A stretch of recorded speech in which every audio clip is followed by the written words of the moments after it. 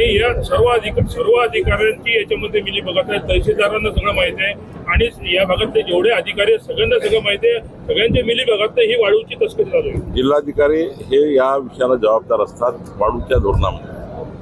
तर मी जिल्हाधिकारी आणि एसपीची चर्चा करेल. एसपींना पोलिसांना अधिकार दिलाय वाळूबद्दलचे आणि आता जिल्हाधिकाऱ्याला पूर्ण अधिकार दिले. तर मी आधीच सांगितलं की दोन्ही अधिकारी तपासतील. तिसरं जे तहसीलदार वाळू माफियाशी संबंध ठेवून असतील त्याचाही तपास आम्ही करू. आपण सांगितलेल्या भूमिकेवर आपण सांगितलेल्या ज्या काही तक्रारी याच्यावरही आम्ही कारवाई करू. आणि सोबतच समजा कारवाई होत नसेल तर आपण माझी विनंती पत्रकार महोदयांना आहे, मी जागरूक पत्रकार या ठिकाणी आहेत, तुम्ही सुद्धा माझ्या व्हॉट्सअप नंबरवर जे काही समजा तुम्हाला वाटलं की यानंतरही मी आल्यानंतरही यामध्ये सुधारणा झाली नाही आहे तर निश्चित आपण मला कळवा, मी सुधारणा करू. पण आमचं धोरण आहे की 10% वाळू स्थानिक वापराकरता दिली पाहिजे. इतर वाळू लिलावात काढली पाहिजे. लिलाव न काढता अवैध पद्धतीने सुरू एकाच रॉयल्टीवर 10 50 ट्रक सुरू आहे. या कारवायाला आम्ही करणार आहे. निश्चितपणे आजच्या दौऱ्यातनं जी फलश्रुती येईल ती फलश्रुती आपल्याला आम्ही कळवू. प्रशासनाच्या शासनाच्या अधिकाऱ्यांवर तीव्र नाराजी व्यक्त केली. बैठकीत काय नेमकं आपल्या निदर्शनास आलेलं? गतिमान शासनाची भूमिका देवेंद्र फडणवीसच्या सरकारची आहे. आमचं सरकार पारदर्शी, गतिमान आणि लोकाभिमुख होण्याच्या दृष्टीने जे आम्ही निर्णय घेतलेले आहे त्या निर्णयाची अंमलबजावणी प्रशासनाने केली पाहिजे हे अपेक्षित आहे. पण काही साधारणतः 2011 पूर्वीचे घरं कायदेशीर करणे, सर्व घरांना रजिस्ट्रेशन करून देणे.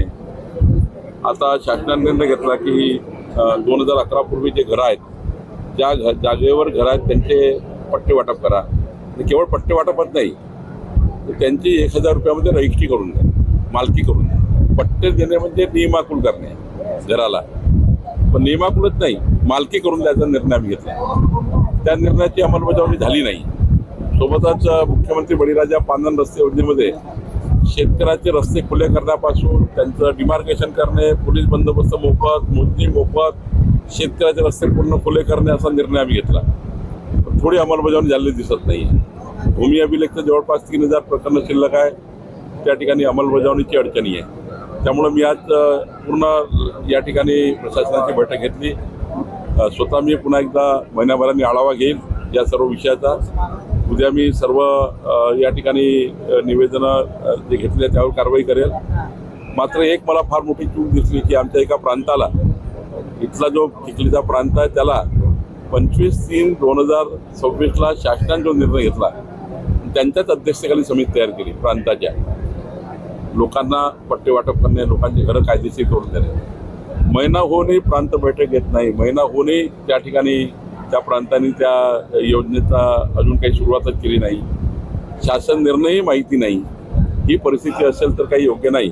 मी इथल्या चिखलीच्या प्रांताला 1 महिना सुट्टीवर पाठवलेला आहे, सक्तीच्या रजेवर पाठवलेला आहे आणि तहसीलदारांनी सर्वांना सूचना दिली आहे की तातडीनं 25/3च्या शासन निर्णयाप्रमाणे सर्वांचे घरं कायदेशीर करणे, तुकडेबंदी कायद्याचा अंमल करणे, सोबत पांढर रस्त्याच्या योजनेचा अंमल करणे, मोजणी प्रकरणं 15 दिवसावर आणणे, या सर्व गोष्टीबद्दल मी आग्रही आहे.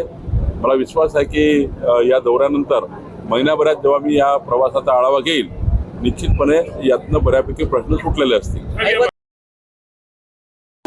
साहेब आपला जनसंवाद आज चिखली येथे मी जनतेची निवेदनं स्वीकारलेली आहे. सर्व निवेदनकर्त्याच्या निवेदनावर आम्ही कारवाई करून आमचे जिल्हाधिकारी, RDC आणि आमचे कार्यालयीन अधिकारी एकत्र बसून सर्व निवेदनावर कारवाई करणार आहे. कुठल्याही व्यक्तीचं जे निवेदन आहे ते अशा अपेक्षित आहे.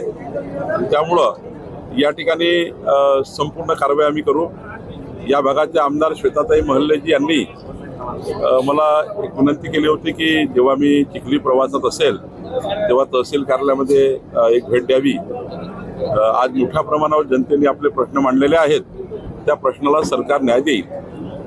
वाळू माफिया सिद्धू झालेला आहे. खडकपूर्णा धरणातून शेकडो ट्रकांची रात्री वाळूची स्मगलिंग होते आणि सगळे अधिकारी याच्यामध्ये मिलीभगत आहे. जिल्हाधिकारी आणि एसपींना आम्ही आता ही जबाबदारी दिली आहे की त्यांच्याकडे जर अवैध उत्खनन नसेल स्वतः जिल्हाधिकारी जबाबदार राहणार.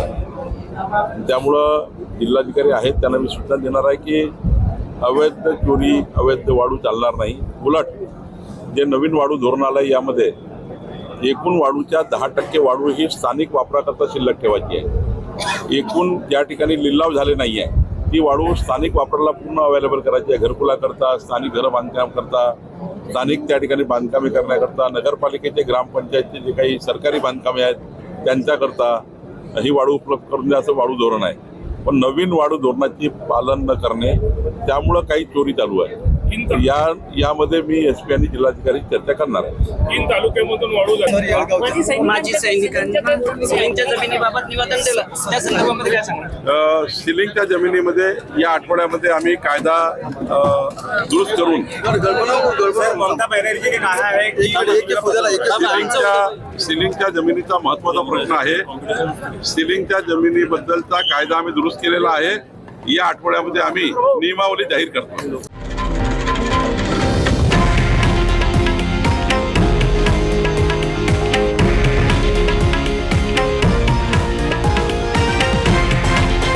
हे आहे देशातील नंबर 1 न्यूज नेटवर्क आणि आपण पाहत आहात TV9 मराठी, एकमेव.